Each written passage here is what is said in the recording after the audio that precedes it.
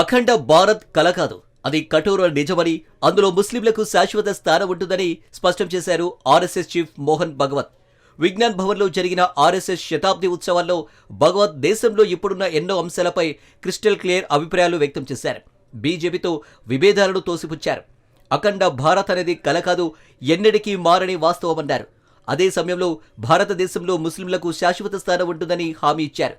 2 గంటల పాటు జరిగిన ప్రశ్నోత్తరాలలో భగవత్ విస్తృత అంశాలపై చర్చించారు.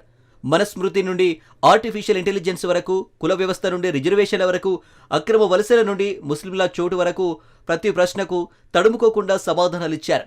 75 ఏళ్ల వయసులో పదవి విరమణ చేయాలనే వ్యాఖ్యలు తాను ఎప్పుడూ చేయలేదని భగవత్ స్పష్టం చేశారు.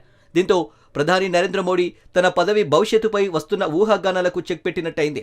బీజేపీ నిర్ణయాలు తాము తీసుకోమని, కేవలం సూచనలు మాత్రమే ఇస్తామని భగవత్ తేల్చి చెప్పారు. అయోధ్య తర్వాత కాశీ, మధురపై ఉద్యమాలు జరగాలన్న ప్రశ్నకు భగవత్ కాదని నిర్ద్వందంగా సమాధానమిచ్చారు.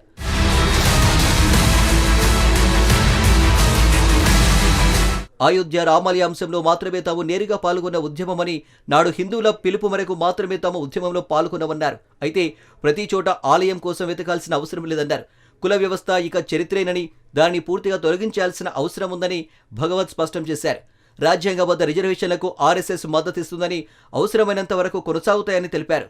అంతర్జాతీయ వాణిజ్యంపై మాట్లాడుతూ అమెరికాతో సుంకాల ప్రభుత్వం ఒక నిర్ణయం తీసుకుంటున్నారు. ఒత్తిడి చేసేవారితో స్నేహం ఎలా ఉంటుందన్నారు. మత మార్పిడులు, అక్రమ వలసలే దేశంలో జనాభా అసమతుల్యతకు ప్రధాన కారణమన్నారు. మతం వ్యక్తిగత చాయిస్ అని, ఎవరిని కూడా బలవంతంగా మార్చరాదన్నారు.